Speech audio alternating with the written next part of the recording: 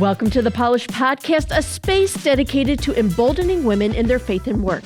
I'm your host, Jane Doerman. Now, before we dive into today's episode, I want to invite you to be a part of our Polished community. Hit that like button and subscribe to our podcast to stay updated with our latest episodes. At Polished Network, we recognize that your work is more than just a job.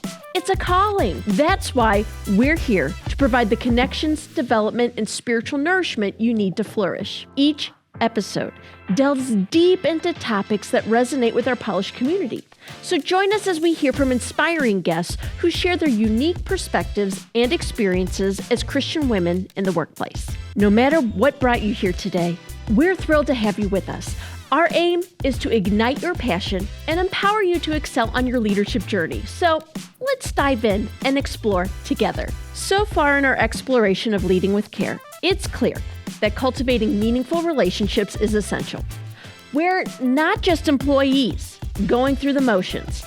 We're individuals seeking connections. Our guest today, Shalynne Jackson, is here to share insights on building these crucial relationships, both at work and in our daily lives. Shalynne is a versatile professional known for her innovative, collaborative, and strategic approach to diversity and inclusion, an aspect that ties together all her roles. Shalynne is a boss with a capital B, and what was evident to me in our time together is her various roles in her work are not what solely define her. I am a mom, I am a daughter, I am a granddaughter. My grandparents play a great deal, a big role in my life. I am a daughter of a gentleman that was incarcerated most of my life, and then my father unfortunately was taken from us too soon. I have alopecia. I am a Christian, a devout Christian. I'm a lover, first generation college graduate. And, I start with these things, sure that I'm missing a lot. I'm a faithful friend. But I start with these things because oftentimes we lead with our career. You'll even see people in social circles like, hey, introduce people as this is Shalynne and she does this. And I really feel like it's, I think for me, I want to change that we are not our careers, even though my career plays a great, big deal in my life. And really, I feel that I'm never off work because of the work that I'm fortunate to be able to do. And so when you talk about kind of my career trajectory, I will say that graduated from the University of Oklahoma with my both bachelor's and master's. I went twice. I didn't go anywhere else. And then from there, my journey was I was in Walmart in retail, in the stores management. Then I went and I joined an oil and gas company and was in recruiting. But then about 2 weeks into that role, I met someone with the D&I program manager, diversity and inclusion program manager title. And I barely knew the person's name, but I said, will you mentor me? Because I knew that these words have to mean you, in some kind of capacity, serve people.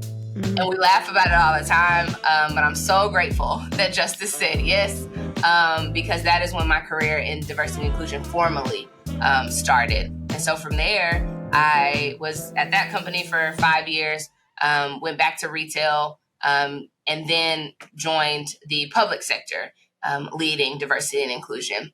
And then somewhere in there started my own consultancy. So been in diversity and inclusion the rest of the time. 10 years. This year makes 10 years. Shalynne serves as Principal Strategist at Sonders Strategies, a consulting firm specializing in diversity and inclusion. The company is dedicated to assisting organizations in examining and addressing potential areas of inequity within their operations. So I do anything from keynoting to workshops to my favorite is culture audits. I love culture audits where a company can hire our firm to come in and audit for things like inequities, look at policies, look at employee surveys, conduct an employee survey if they don't have one. I also will talk to leaders, do focus groups, really try to dive in deep and then give a report from an inclusive and equity lens of what our recommendations would be to further promote equity in the workplace. That's a much needed resource for sure in businesses. I don't know, coming from my perspective, it's like, you know what you know, and you don't know what you don't know. So I'm sure you excavate things, through the work that you do, just getting in there. And I'm glad that you said that, because this work can be scary for people. So no matter the organization, our employees are our greatest asset. And so when we really invest in them, it really is tied to the business case. Even though I don't like to, start there, I want to start with people. Ultimately, it does help our business. And so we do try to get organizations to understand, like, this isn't an opportunity for us to air out dirty laundry, right? It's really to say, hey, here's some opportunities. And guess what? We can overcome these together if we both want to. Shalynne and her team embody a philosophy of leading with care and leading with love, guiding the businesses they work with to uncover blind spots, acknowledging the necessity to confront shortcomings in leadership within diversity, equity, inclusion requires vulnerability. And Shalynne deeply appreciates the responsibility that leaders bear in this regard. I couldn't imagine being a CEO of a 5,000, 10,000, 20,000, 500 employee organization. And I say that because that's what we see more times than not, that the leader is willing to be vulnerable. They just need a safe place to be able to be vulnerable. Like, leaders, especially if you think your CEOs, your SVPs, they always have to operate like a camera's on them. They always have to. So they need to know this is a safe place to take the mask off. Don't think the camera's on. And let's really talk about even the fears and things that are holding you back, so that we can move forward in the way that you truly want to most times. Now, there are people that don't really want to, sure, but we won't focus on them. Yeah. I love that.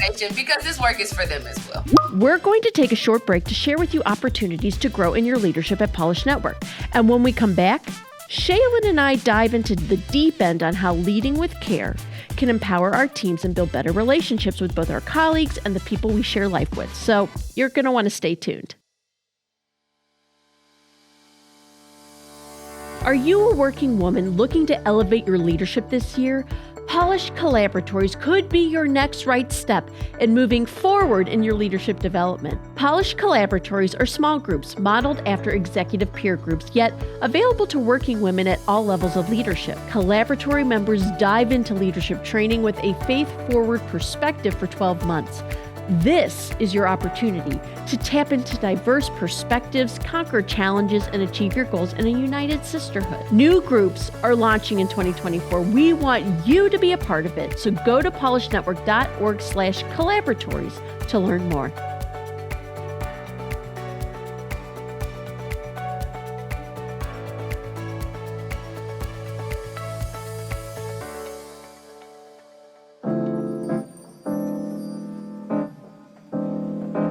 It's clear that leading with care is foundational to Shalynne's leadership style. Although there wasn't a single defining moment that shaped her perspective, it was the individuals whom she believes were placed in her life by God that instilled in her a sense of empathy and a commitment to seeking deeper understanding. A lot of times people are doing what they know. They're doing their best. And I look back and I try to have some empathy. Especially nowadays, I don't really think that we invest in leadership development much. We kind of just throw people the keys and we're like, you did a great job tactically. So I think you should lead this team. And it's like, but people leadership, right?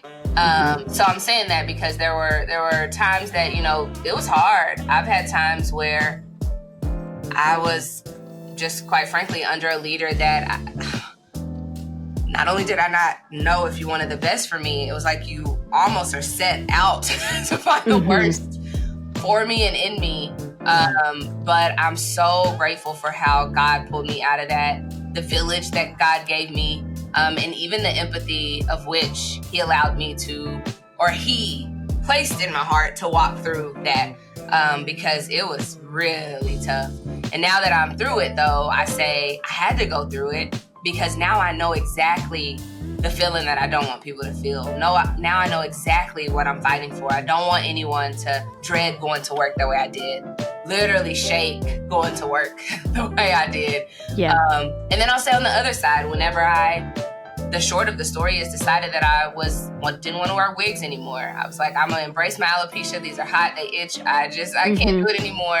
I was scared that Friday. I was scared going in. And I'll never forget a guy by the name of Scott McGee stopping by my cube. He was walking to the printer and he kind of stepped back and he was like, hey, why'd you cut your hair? And that was the first time I got to tell my story, voice shaking. And you talk about leading with care. Whatever was on that printer was no longer important. He sat there and he talked to me about my story. Wow. And I'm telling you, take care of people, they'll take care of you. Scott could call me right now and I'd have to say, hold on, please, Scott's calling. Yeah. Golly. Yeah, we need to have people like that in our lives for sure. And I love that. I love that he dropped what he was doing and was, gave you that listening ear because he probably saw the nervousness, and that safety, that moment, caring about you in that moment. Well, Shalynne, we're talking about leading with care, and I think we have an idea of what it means, but I'm going to ask you, what does it mean to you to lead with care, and how does that show up in the day-to-day work that you do every single day? Yeah, so compassion. What I will say is in my day job, our team really has a tagline of championing a culture of care, and the C being connection, A being access, R being responsibility, like a mutual responsibility for one another.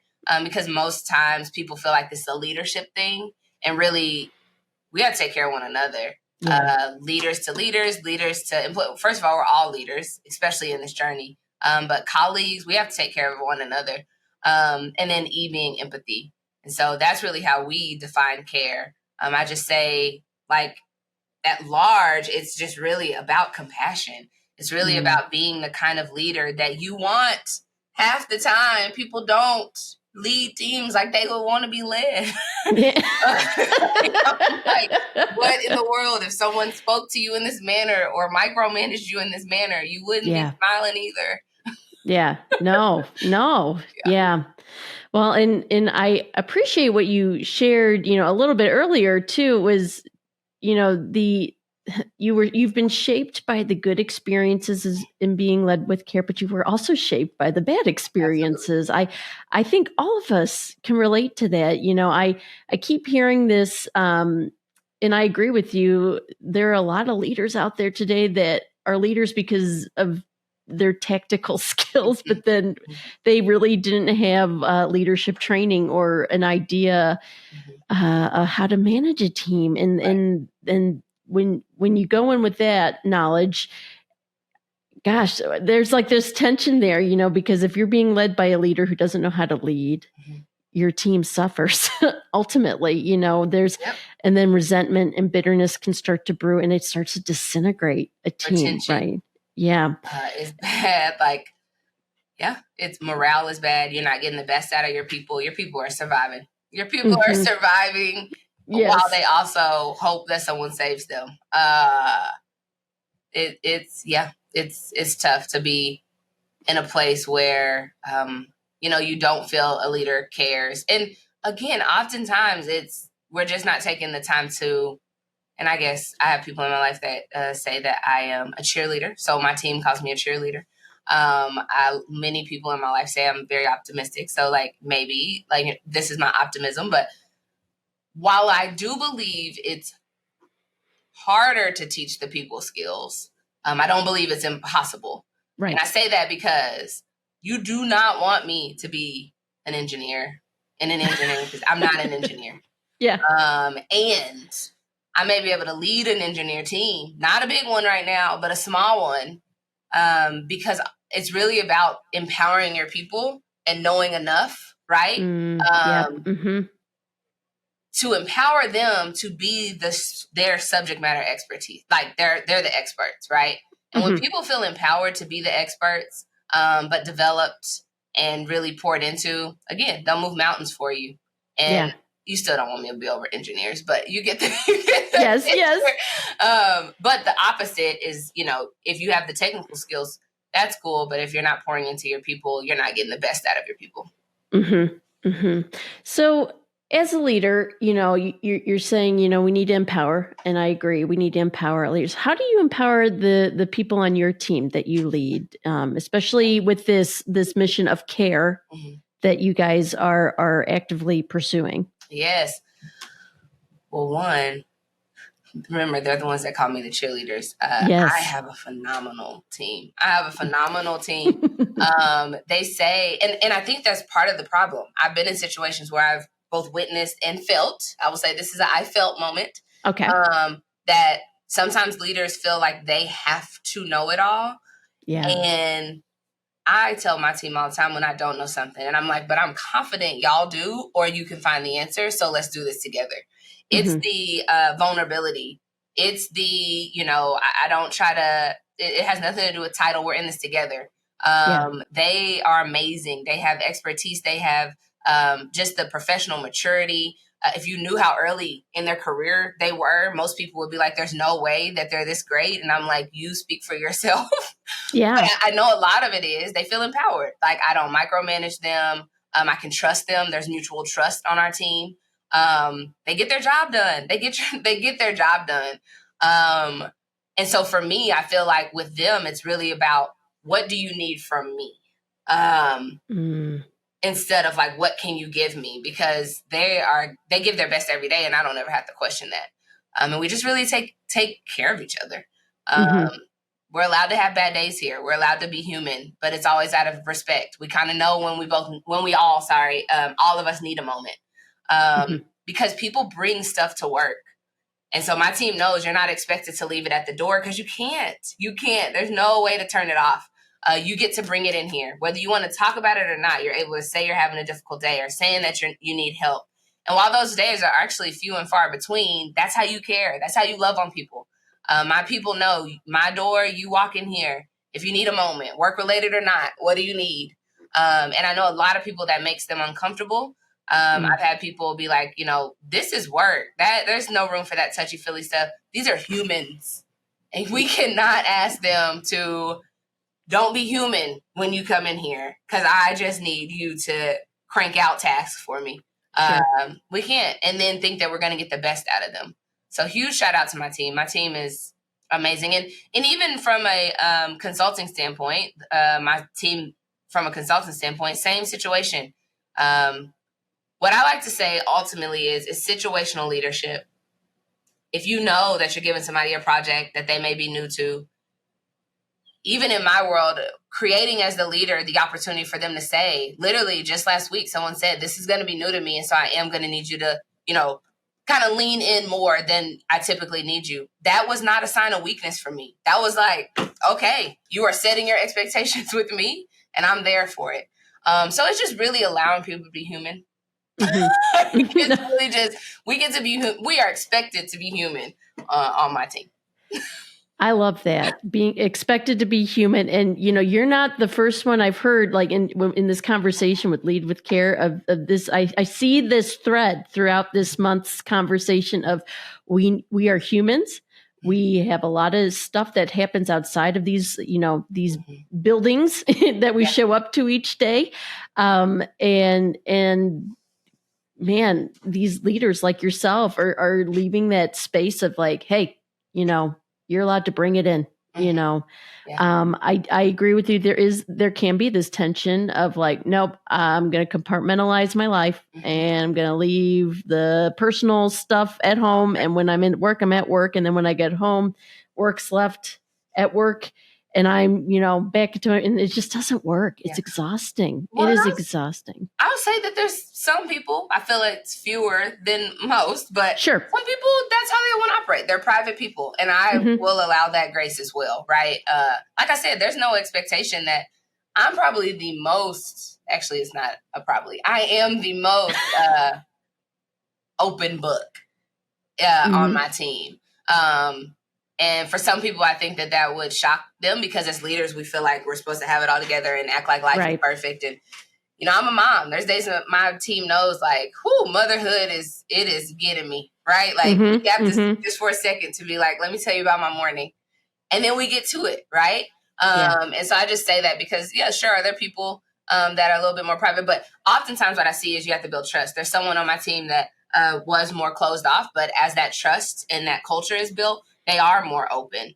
And as a leader, I just have to allow them that time. I know that there's some leaders I've seen where they'll be like, well, they're just so closed off. What trust are you building?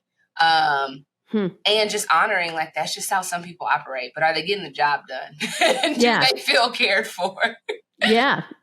Well, so what I love, what I hear is, like you said, you are probably or most likely the most open book on your team. Do you think, having those breakthroughs with, I agree with you. There are people who are very private and they don't want to, divulge too much information about their life, and we respect those boundaries. But do you think, as being a leader who is an open book, do you think that's like leading by example that has built that trust? Yes, absolutely.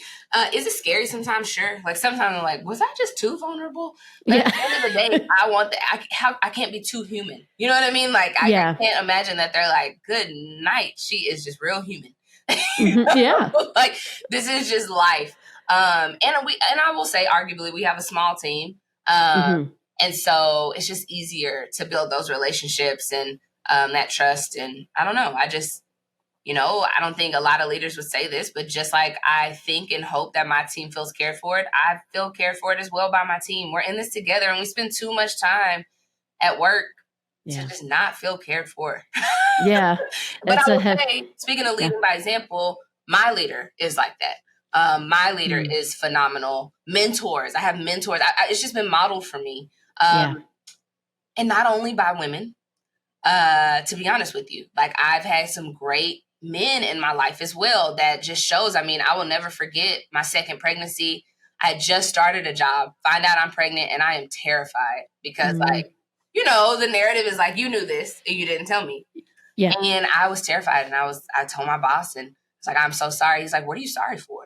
If that is like, I am glad, I am proud of you, and you tell me what you need. And it was just such a weight. He's like, we are here for our families. It's not the other way around. And so you tell me what you need, and I will, again, never forget the Joes of my life that looked out for me. And then, yes, I've had plenty of women show me what it looks like. To my boss now is a woman, and she shows me what it looks like to be human. She shows me what it looks like to apologize. She shows me what it looks like to be vulnerable. And so I feel cared for, and I hope she feels cared for by me. It's mutual. Yeah. Well, mentorship, I feel like, is key to any leadership growth and development. Intentional is ideal, but I even think there are unintentional mentors in our life too, that we observe. I've over the last 3 years, Catherine and I were actually reflecting on this. It was about 3 years ago when we first met. And I would say that was a moment where, God invited me back into the workforce. I was stay at home full time for about 8 years, and it just didn't feel like the right time, but God was like, nope, say yes. And it was just like this unintentional relationship, mentorship through Catherine and through Kathy Book and several women along the way, and even the women I work with now. But I think it's awesome. And I think there's something to be said about that mentorship, not only from female mentors, but male mentors too. Like, we're in this together. This is diversity and inclusion is not a replacement strategy. A mentor of mine, Sandra Quint, says that. And I love that. Like, this is not about, no, we need the come up, whether it's based on gender, race, religion, you name it. It's about taking care of people and getting the best out of our people. And so, like, to your point, I tell people all the time, whenever there's a lot of people that feel that resource groups are divisive. And they'll say things like, well, where's the men's group? How about the men join the women's group? Like, this is not, men can learn too. Not only how to show up for the women in your lives at work and outside of work, but also the skills that they're building, professional speaking, you need that too. The gift of feedback, you learn too.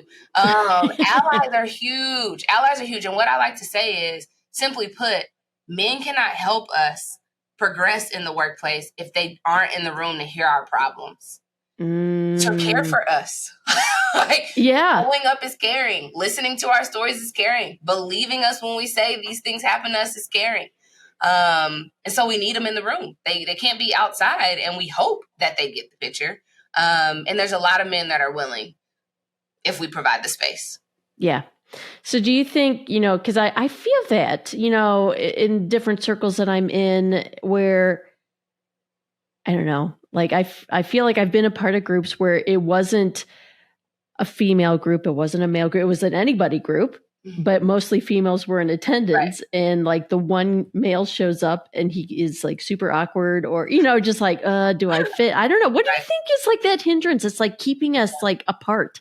Well, I'll tell you a few things. One, I've heard from men that say, I just don't want to be taking up a space. You know what I mean? Like, I don't want to, do y'all want me here? Like, I've heard someone say it was specifically for a formal mentor program. And they were like, well, I didn't sign up because I thought that I'd be taking a mentor from somebody. Wow. Right. Like, talk about empathy. But in those moments, I'm like, we have to invite people in. We have to let people know that it's okay. And we need you here. But I think people try to strike the balance, especially when the groups are specifically named for women or insert an identity here. You try to strike that balance because if the people can feel like, well, if we keep stressing everyone is welcome, it's like, then what's the need for the group? And that's not true. I think people feel so much so that if we see other people and welcome other people, we have to deny a part of ourselves. And I think that Jesus was the first example. He would talk to people that nowadays we will not talk to. He would go places we wouldn't go. And he didn't feel he was compromising a part of himself. Actually, he knew he wasn't compromising himself. And so we have to know that like, it's okay to welcome all and still be grounded in who we are. I like that. And I agree with you. Jesus is our example of being that I don't know, humble place of welcome and that posture of humility in the invitation to say, everyone is welcome into this, and I agree. I think he's the greatest leader that ever lived. And if we could just like excavate more of his story and not just read his words, but also see through his words, like how he showed up, like there's so much depth there. and really just let him fill our hearts. Because I've told you that Jesus, in my opinion, was the first DEI practitioner. Yeah.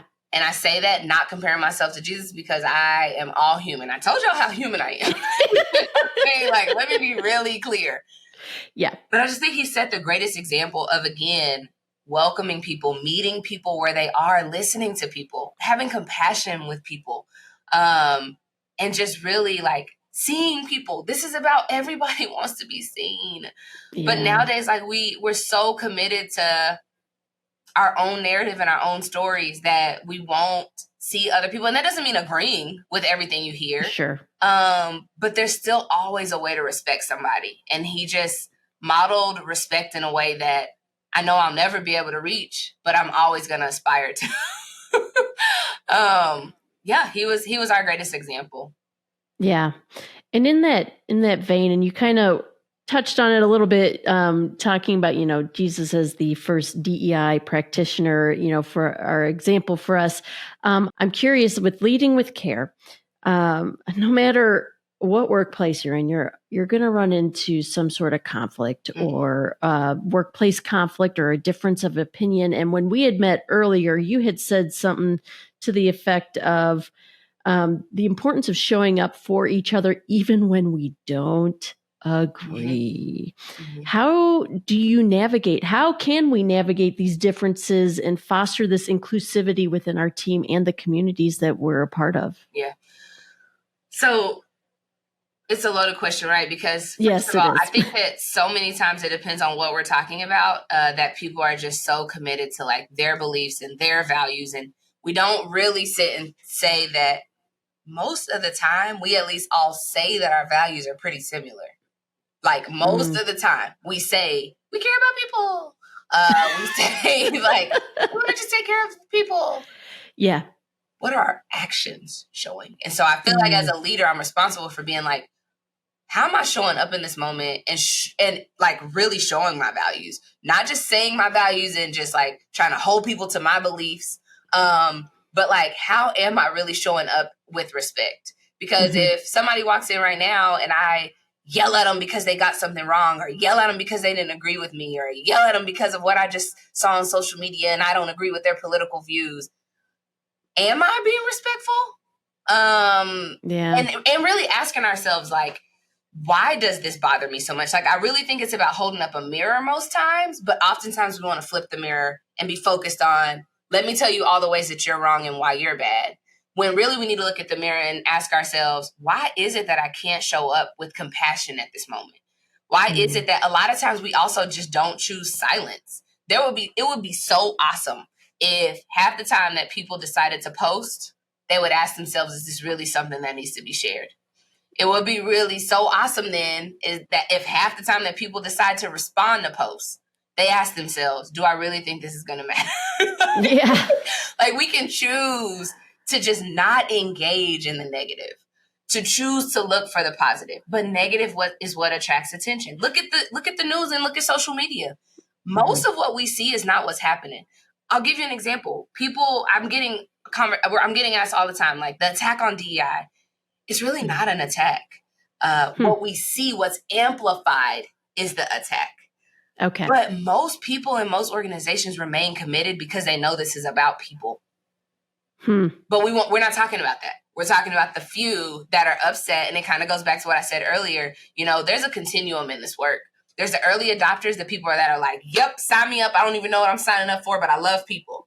And then there's the movable middle, and that's where most of us are. They're like, I could probably get on board, but let me just see. And then there's the smaller amount of people that never plan on getting on board, ever. It doesn't matter what you say. Most of our attention is focused there instead of the movable middle where we need to be pouring into, while we also are taking care of that other group. This work is for them too. Again, this is not a replacement strategy. Right. Now, if you are adamant about aligning with where we're trying to go as an organization and adamant about, being committed to disrespect, this probably isn't the right organization or whatever for you. But this work is to better all of us. When we take care of one another, our work gets easier. Our work is more fun. It's really for all of us. And so to answer your question just around like, how do we as leaders show up in that way? It's really just about really looking at our own heart, taking inventory of our own feelings and our own thoughts and saying like, is this in this moment, is this of God? Right? Like as a Christian, for me, it's like, is this of God? Me, not them, me. And then really checking myself is how I see it. Because I'm the only person I can control. I have a 6-year-old and a 3-year-old. I can't even control them, let alone a grown up, right? Oh my gosh, God help us all. Yes. That's such a good reminder for us. Because I can honestly say I've been doing this. I'm not perfect at it, but more often lately, the moments where I get offended by whatever, fill in the blank, or, and it's like these little moments that happen because it's like, oh, I feel like I'm pretty compassionate, and then like something comes at you, and you're like, and I've been trying to practice this practice of silence. Now, I don't think I'm the type of person that would just go off the handle on somebody. I try to, keep my emotions in check, if you will. But it's one of those moments where I'm starting to ask that question, like, why is this bothering me? Why is this triggering me? Yeah. Yeah. Why is this triggering me? And it's so much more fruitful to take that pause. I have a friend, and I can't remember the 5 Ps, but she has like the 5 Ps of like when she is really ticked off about something that she practices to kind of calm her down and go and introspect herself. And she always starts with, there's power in the pause. You just got to pause, and you got to look at, why am I ticked? Why did this trigger me?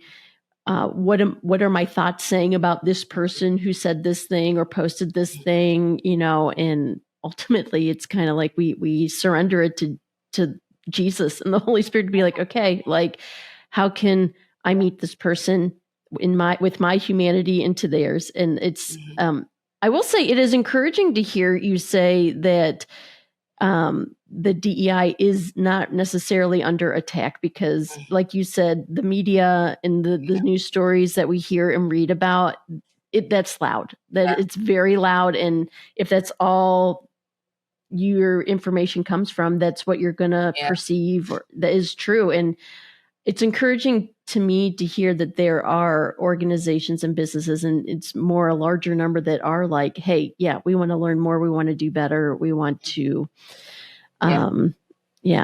We want to grow. Well, and what I'll say, I do want to say for anyone that, is Yes, listening please. to this, that my heart breaks for those that are impacted by what's happening. Right. So yeah, like, do we see mass layoffs and such related to DEI? Yes. I want to honor that there are really difficult, bad things happening in the space. Sure. But I also just want to honor that that is not the story of the masses. That's what I'm getting at. It's just the loudest story. But my hope and my prayer for those individuals is that they can go and offer their expertise somewhere else in the nation, in the world, that does value diversity and inclusion. Because ultimately valuing equity, valuing diversity and inclusion is valuing people. I think that the organizations that are getting it right are the ones that know this is about taking care of humans and all humans, not just a human of one race. I'm just going to say it. The narrative is that this is against white men. And if that is how diversity and inclusion is being leveraged in an organization, it is wrong. This is not an attack on white men. For me, white men are like the biggest advocates that we need. Hey, let's be friends so I can tell you what the issues are and you can help us overcome. And so when we even meet white men and say, you're not the villain and neither am I, so can we work together? Most of them say, oh, that's what you want? Yes. But if all we're doing is being mad at them and saying how nasty they are and how horrible they are, sure, I wouldn't want anything to do with it either. Yeah. No, absolutely. So what's missing is we're not having the conversation with one another. What's missing is on both sides saying, hey, what's your fear here? This is all fear driven. It's fear. If you get something, then I don't get something. Right. And so if we can then be like, oh, that's your fear. No need to fear. Let us tell you what we're really trying to accomplish. Most times, everybody's shoulders relax. Everybody says, oh, we can do that. We can do that together. Sure. If we're willing to have a conversation. That's the problem, though. We're not willing to have conversation nowadays. What we're willing to do is, I like to say, be keyboard gangsters. It's easier to hide under a profile, sometimes even one that's not a real name, and say all that we feel and then go away and not even engage or be willing to have the conversation or listen to the other side. I'll say this. I don't know how many times, even for me, that I've heard people be like, I'm going to say my piece and then I'm going to walk away. But you didn't allow the other person to say theirs. We have to be more comfortable. Care is conflict. Conflict is a part of care. People are just so scared of conflict because it always feels like it has to be nasty. But if you have two emotionally intelligent people doing conflict, it's not nasty. Yeah. Conflict helps us. Let's go back to the organization. Let's go back to our careers. I just said how amazing my team is. That doesn't mean we've never had conflict, but we're able to, our kind of conflict is disagreeing. Oh, I don't see it that way. You see it that way? Okay, cool. You want to go to lunch? You want to know why? Because we didn't just disrespect one another. We just didn't have the same opinion over a matter. Yeah. So that's what I say. And conflict makes us stronger. I don't know about you, but when I have conflict with someone and we can come out on the other side, I'm like, I really like you. Like, we can really do life together.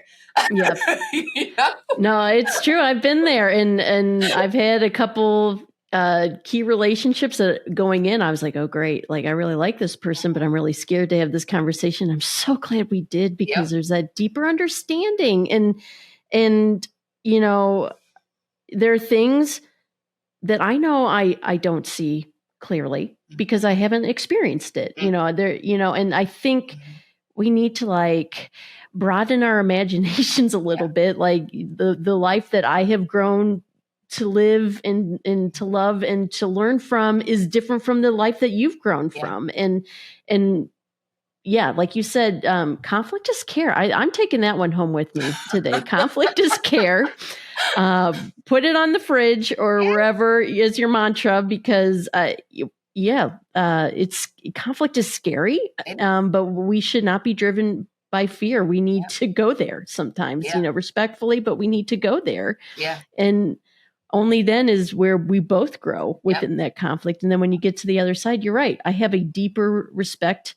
I like certain women and other people that I've had those conflicts with are coming to mind. And I have a deeper respect for them because we were both willing to have this hard conversation and And it was not easy. And when it's done well, because we were both willing to own our part. And so even back to your question around, how do I hope that I show up for my team? I hope what I model is, I don't always get it right. I want to be really clear. Even in the DEI space, I'm always apologizing to people. Most of the time it's because what was okay yesterday is not okay today, but I didn't get the memo. So I'm saying things are showing up and it's like, oh, I'm not supposed to do that anymore. I am really sorry. Can you tell me? And there's no shame, I think it's also, though, how we correct each other. Are we correcting each other with care? It's a difference between a room full of people and someone being like, you're horrible, you're not supposed to say that. Or someone grabbing me afterwards to say, hey, that word, let's say woke. Woke was not intended to be bad. And now it is under attack. Yes. So if I say it in a way that hurts someone, letting them, because what is wrong with being awakened to other people's issues, awakened to the fact that other people deal with things.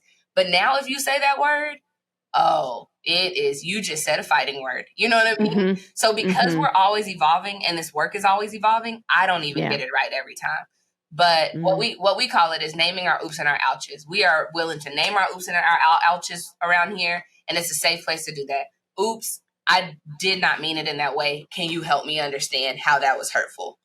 Not trying to be defensive, but just I did not mean it in that way. Not trying to explain. I don't even have to go into detail around how I meant it. You want to know why? Because my team knows my heart. My hope is that most of our employees and one day, my clients, they know my heart. And so I don't have to tell you what I meant most of the times because you trust when I say I didn't mean it that way, that I didn't mean it that way. What I'm most interested in learning how I can avoid that mistake again. And so really just saying like that. And then we name our ouches around here. That hurts because usually we don't give each other space to do that. Can I be honest with you? We don't usually even give our children space to do that. Yeah, it's true. Kids are just supposed to do as you say and don't have emotions. And now people are mad at gentle parenting. And while I don't always get gentle parenting, right? I want to be really clear. That is not easy, especially with a 3-year-old. No. Oh my gosh. All that I'm getting at, because I'm not trying to compare employees to children. I'm just saying like, we have to practice this stuff at home. The leader that my daughter and my son will be in, years to come, they are practicing now. And if I don't give them a safe place to be vulnerable, if I don't give them a safe place to practice what it's like to name their oops and their ouches, to tell me when I hurt them. I am human. So my daughter can say respectfully, Mommy, I didn't like when you said that. And I'm willing to apologize to my kids. There's a lot of people that won't do that either. If you're not apologizing at home, you're to the ones that you birthed or the ones that you, love or whatever, whether you birthed them or not, the little ones that are in your care, you're certainly not willing to do it in the workplace. No. Right? Yeah, no, it's so true. So true. Even recently, my oldest, I snapped at him because I was grumpy one morning and whatever. And I snapped at him and later I went and I apologized to him and he was kind of like, for what? Like he was surprised. I'm not great at it. And that was like a not usual moment for me, but like I've been convicted of that lately. Like you said, like we need to show that care at home, because if we're not practicing at home, or how are we practicing it out in the real world with different people who aren't necessarily attached to us in that way, Exactly. And it's such a challenge for us too as parents, as we raise the next generation of leaders, for sure. It is scary. My daughter's right. Oh well, there's grace from God for that too. Yeah. But yes, we do our best. Well, Shalynne, I just am so appreciative of this conversation. I wish we could dive in more. We'll probably have to have you on another time to really get into it. Because I'm learning so much about this subject of DEI, and just I'm finding these conversations I'm having are safe spaces to just ask those questions, that I'm afraid to ask. And so I've just really appreciated your perspective and everything that you've shared with us. Time for a quick breather, and we've got something special for you during this break. Exciting ways for you to join the Polish Network. And when we come back, Shalynne jumps in the Ask Me Anything hot seat so we can learn more about her. See you after the break.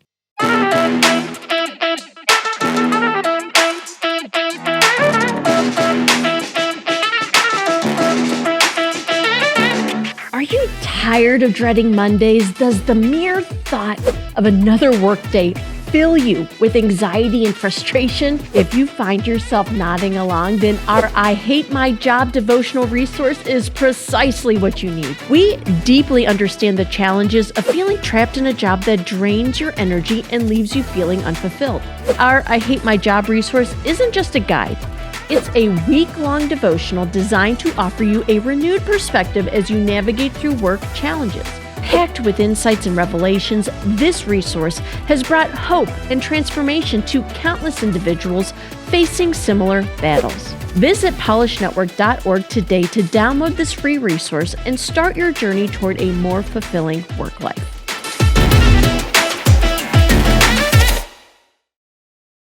Well, welcome back, friends, to the Polish Podcast. We hope you're enjoying our conversation today with our guest, Shalynne Jackson. But now it's time to add a dash of spontaneity and a sprinkle of fun to the show. It's time for Ask Me Anything.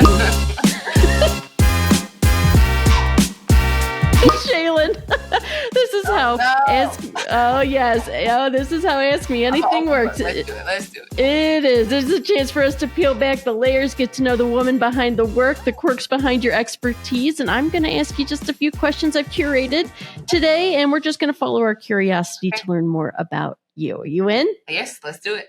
Let's do it. So our first question today, what do you believe are the most important qualities of a successful leader, and how do you cultivate those qualities in yourself and others? Wow. Okay. So, transparency, vulnerability,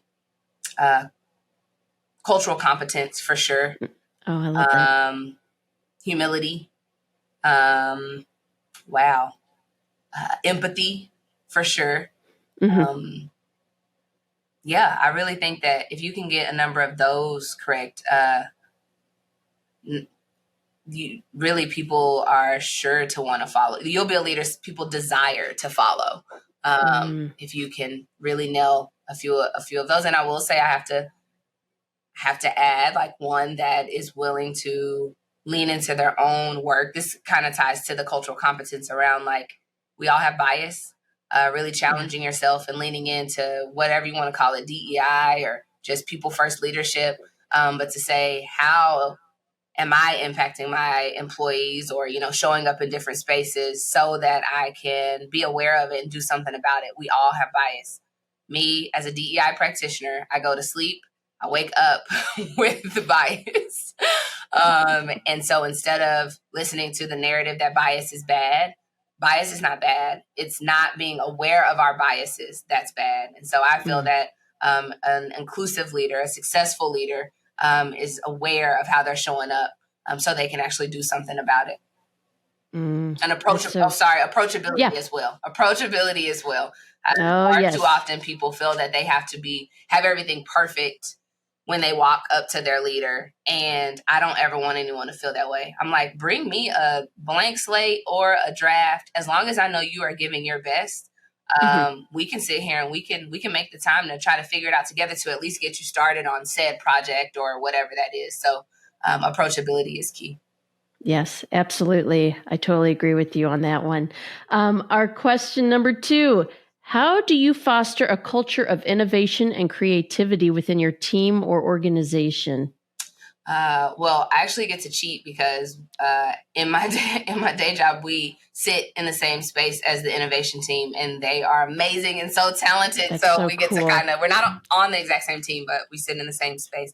But just the day to day is like challenging my people around my team around like, is there something that we're missing? I even say like, we have to practice what we're encouraging others to practice. And so is there a voice that's missing? I welcome people. I'm sure sometimes people are like, why did you ask us to look at this? Because I may be missing the mark. You know what I mean? Like I may be missing the mark. And as a leader, I don't feel that my product is perfect the first go round. And just really try to cultivate that on my team and just say like, you don't have to have it all together. Let's ask the questions of each other and then let's take it to other people and let them rip it apart. And to me, that is inspiring innovation because like we get to collaborate and do these things together. And then last thing I'll say is like, I will say just recently, I'm like, hey, we know ultimately where we want to go, but we don't know the how. And I'm going to tell you, I don't know the how either. So who wants to take the first step at just drafting something and we'll come back together and look at it. I'm saying that because it goes back to, I don't come to them every time like I have the answer. Sometimes it's, we know we want the outcome, so what do we do?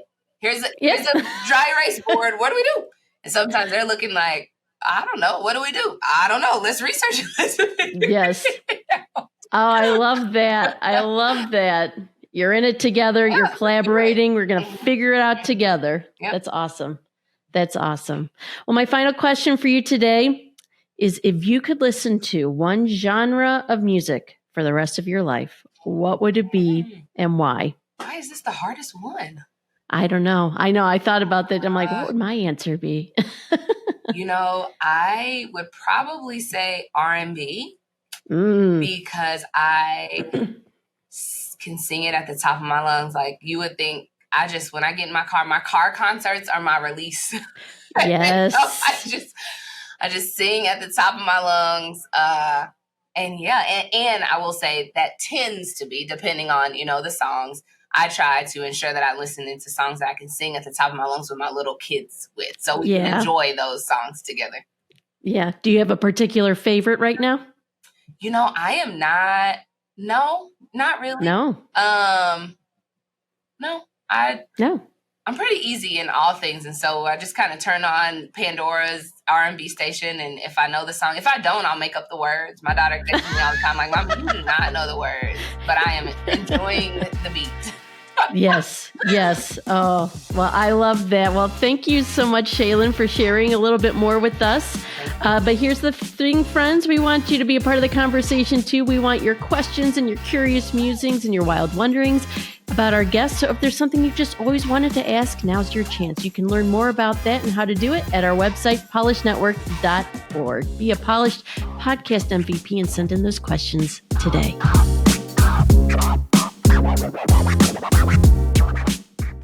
What practical steps or mindset shifts would you recommend we consider as we strive to incorporate more compassion and empathy into our own leadership roles or our daily interactions with the people we work with? Oh, wow. Good question. Oftentimes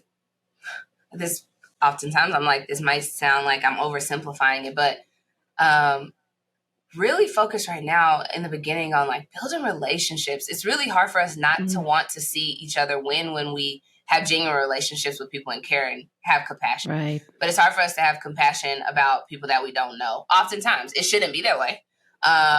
We should just care about people because we care about people. But it's just really hard for us not, especially in the workplace, it's hard for me not to be happy that a colleague got a promotion if I truly care about that colleague and have a relationship with them. I like to say practicing the platinum rule, which is treat others how they'd like to be treated. But we can't do that without relationships. This work is relational. So I just say focus on building the relationships. So the productivity, the innovation, the creativity, the best come when we build those relationships. Yeah, no, relationships are key for sure. Well, gal, Shalynne, this has been awesome having you on. Before we wrap up, are there any resources that you would recommend that we could check out to learn more, whether it's leading with care or DEI or the work that you do? Yeah. So I will say that when it comes to bias, Harvard has a free test. You need to be on a computer, not a phone for, but the Harvard Implicit Association test. And so I encourage people to go on there all the time just to be able to say, in what category do I want to see how my bias is showing up? That's the first start, and it's free. Another one I like to say is the Intercultural Development Inventory. You have to work with a qualified administrator. I am a qualified administrator and am, open to supporting people when we do our executive coaching. That's one way that we do that is through the Intercultural Development Inventory. And basically, if you think about Myers-Briggs or DISC or any personality assessment, it's similar, but it's about cultural competence. It's how you show up when you are in situations and, in community with people that are different than you. So then you can do something about it. And what I love about the IDI is not only does it tell you where you are, but then it gives you a plan. It doesn't kind of like just leave you out there and it's like, well, so go figure it out. It gives you a plan that you can work on if you want to develop your cultural competence. And I really recommend that to people and definitely recommend it to leaders. And then when you say resources, I personally do have a website.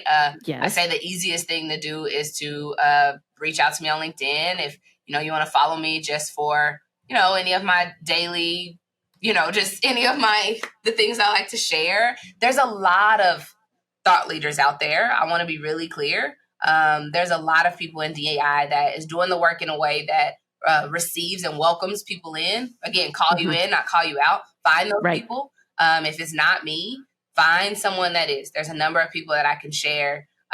Just really trying to immerse yourself in building a community, building, the people around you, putting yourself in situations of difference. One, like look at your social media. If it's people that only think like you, is that what it should be like? So just put yourself in situations of difference and build those relationships. And like, just be okay. The journey can feel messy. But that means you're doing the work. If you're having the hard conversations, if you're leaning into the conflict with respect, work is not easy. The last thing I'll say is finding someone that you can have the hard conversations with. So I have a friend by the name of Matt McCord. He's a major in the Tulsa Police Department. He actually has a TED Talk. I would love to share the link with you. Yeah. Because as a police officer doing this work, just even him being willing to share how he shows up for people and like how he goes about ensuring that, he builds community. But what I love about our friendship is I can call him when things are happening, whether it's police related or not, and say, help me understand it. As a white man, sometimes I'm like, can you tell me your lens? Or as a police officer, I'm like, can you tell me what you think just happened there? Sure. We need those conversations no matter what the topic is. But that doesn't mean everybody in your life of a certain identity wants to be that for you. So find that, right?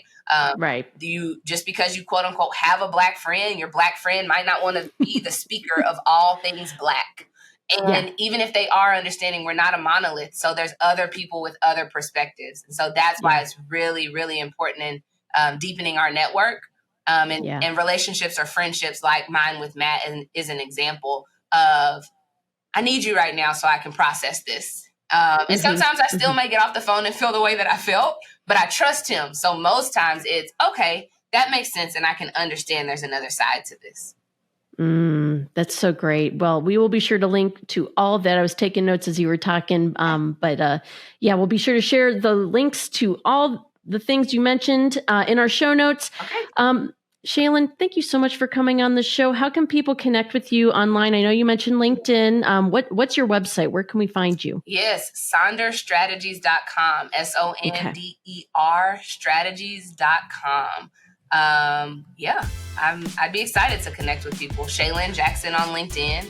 I welcome all the connections because I am still growing too. So if anyone has any resources to share with me, please send them over.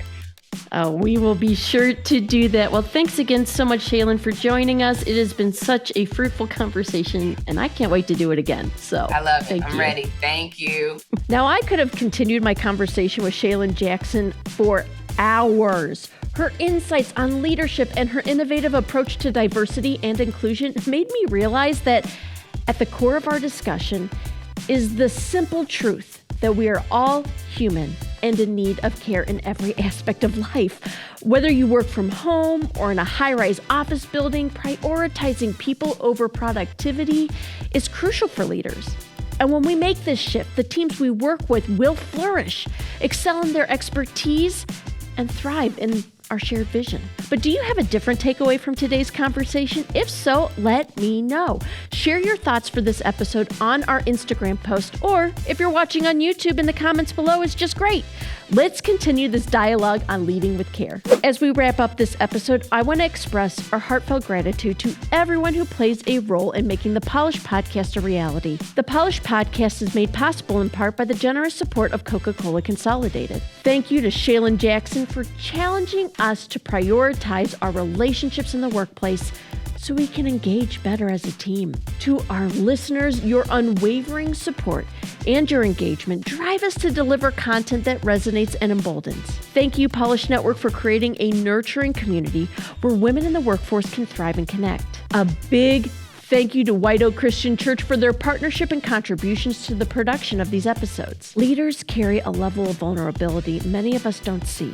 Let's lean in together to the space of confidence in our shortcomings to see the expertise played out through the members of our team. It has nothing to do with title. We're in this together. Stay connected with us on social media and our YouTube channel. Don't forget to like, subscribe, and please take a moment to rate and review the Polished Podcast on Apple Podcasts and Spotify. Until next time, friends, this is Jane Doerman signing off. Keep moving forward and remain emboldened.